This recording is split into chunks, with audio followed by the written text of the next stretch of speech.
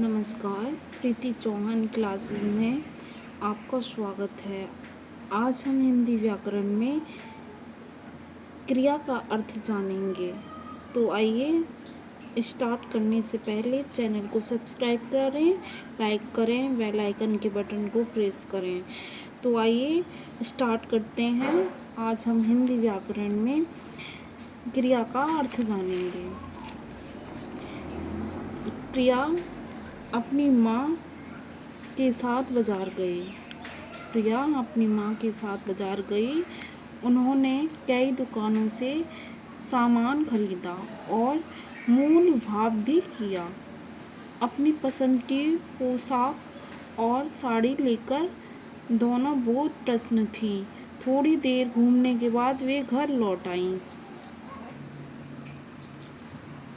यदि ऊपर दिए गए गद्यांश में से रंगीन छपे शब्दों को हटा दिया जाए, यदि ऊपर दिए गए गद्यांश में से रंगीन छपे शब्दों को हटा दिया जाए तो वाक्य अपूर्ण रह जाएंगे तथा कथन स्पष्ट नहीं होगा। गई, खरीदा, किया, लेकर, थी, घूमने, लौट आई आदि शब्द किसी कार्य के होने या करने का बोध करा रहे हैं। यही शब्द क्रिया कहलाते हैं। क्रिया शब्द विकारी होते हैं। आइए और समझेंगे क्रिया का अर्थ। जो शब्द किसी कार्य के होने या करने अथवा किसी घटना के घटने, किसी व्यक्ति या वस्तु की स्थिति आदि का बोध कराते हैं, वे क्रियाएं कहलाते हैं।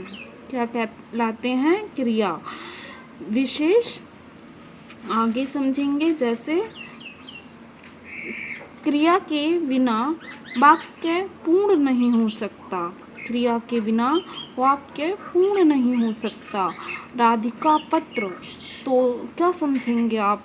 क्रिया के अभाव में कुछ नहीं समझेंगे, तो क्रिया को पूरा करके पढ़ेंगे। राधिका पत्र पढ़ रही है, ये क्रिया के साथ पढ़ा गया है तो क्रिया हो रही है। राधिका पत्र पढ़ रही है। कुछ क्रियाएं स्वयं घटित होती हैं, जो कुछ क्रियाएं की जाती हैं तो कुछ क्रियाएं की जाती हैं। ठीक है, कुछ क्रियाएं स्वयं घटित होती हैं तो कुछ क्रियाएं की जाती हैं।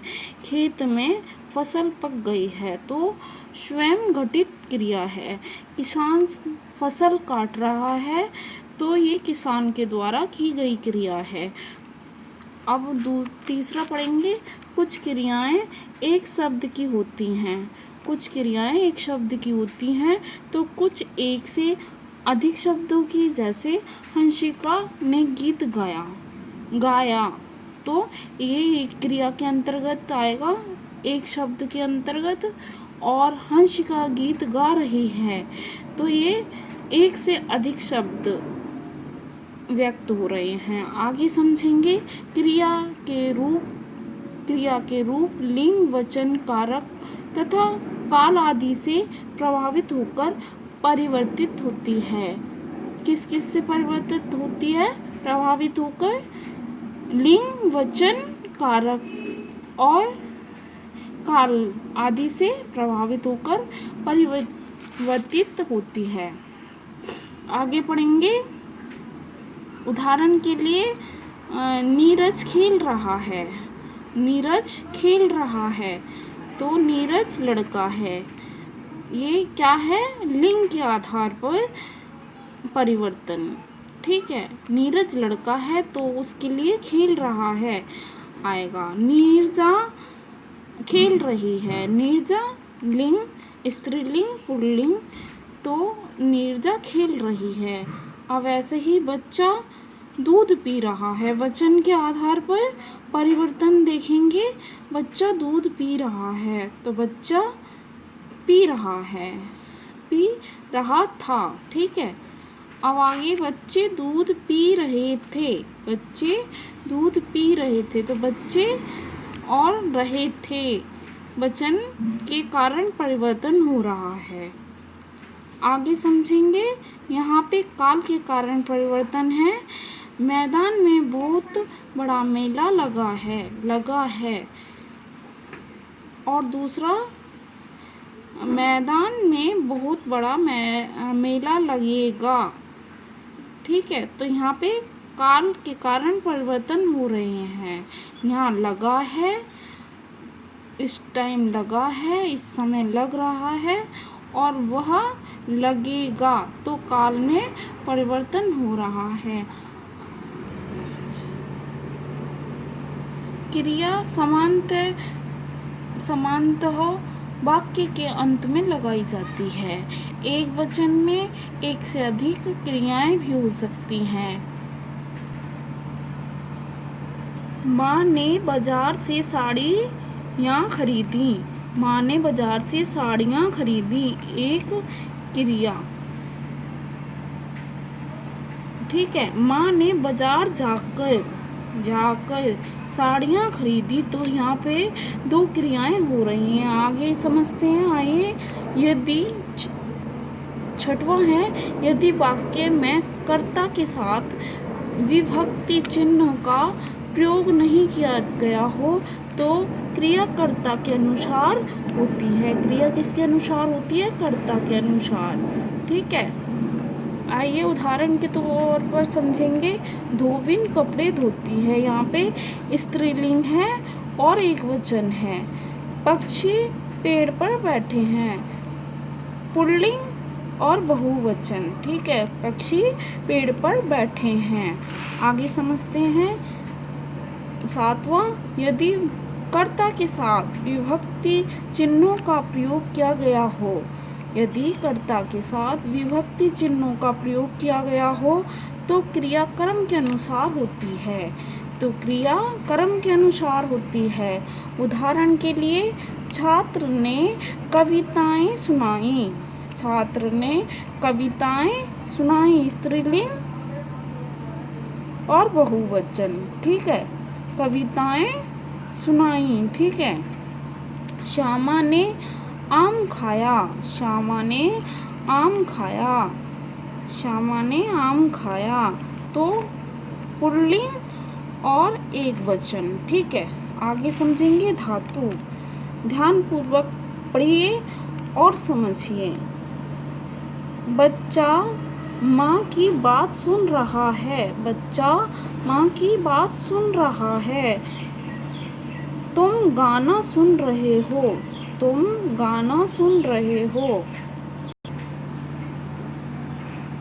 तुम मेरी बात सुन रहे हो या नहीं। ठीक है, इन सभी वाक्यों में आए क्रियापदों में सुन अंश का प्रयोग किया गया है।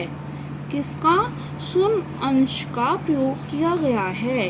यही अंश क्रिया का धातु मूल रूप अर्थात धातु कहलाता है। मूल रूप या अर्थात धातु कहलाता है। क्रिया के मूल रूप धातु का प्रयोग तू सर्वनाम के साथ किया जाता है। जैसे तू लिख, तू पढ़, तू जा, तू खा। अब आगे पढ़ेंगे धातु के भेद। धातु के निम्नलिखित 4 भेद हैं। धातु के कितने भेद हैं? 4 भेद हैं। आइए समझते हैं। सामान्य धातु, पहला है सामान्य धातु। क्रिया के धातु में ना प्रत्यय जोड़ देने से क्रिया की सामान्य धातु बनती है।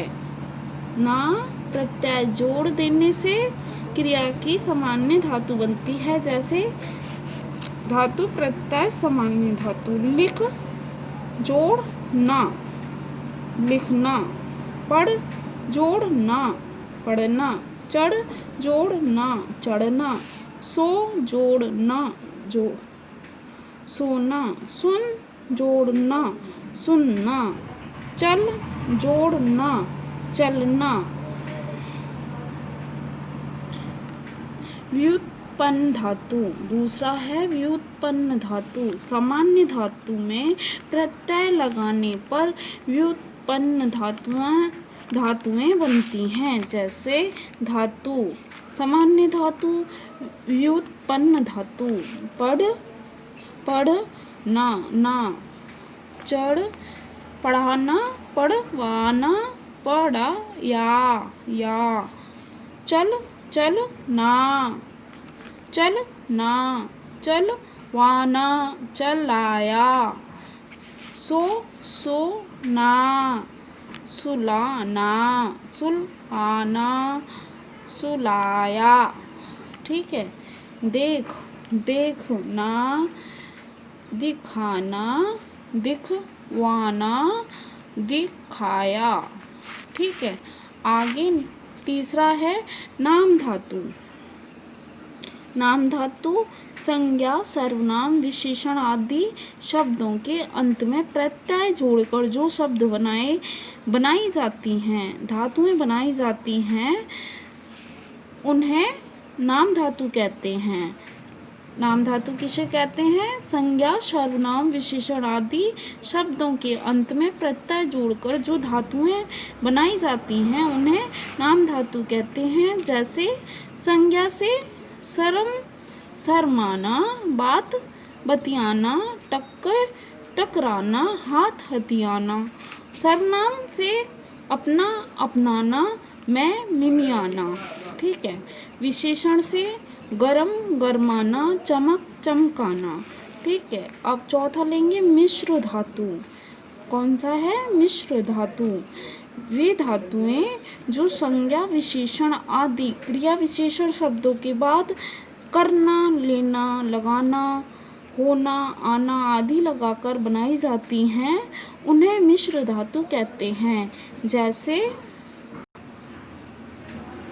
संज्ञा से बात जोड़ करना, बात करना, जान जोड़ लेना, जान लेना। विशेषण से अच्छा जोड़ लगना, अच्छा लगना, बुरा जोड़ होना, बुरा होना। क्रिया विशेषण से पीछा जोड़ करना, पीछा करना, नीचे जोड़ आना, नीचे आना। क्रिया के भेद आगे की वीडियो में पढ़ेंगे। आज बस इतना ही, आगे का नेक्स्ट वीडियो में पढ़ेंगे। धन्यवाद।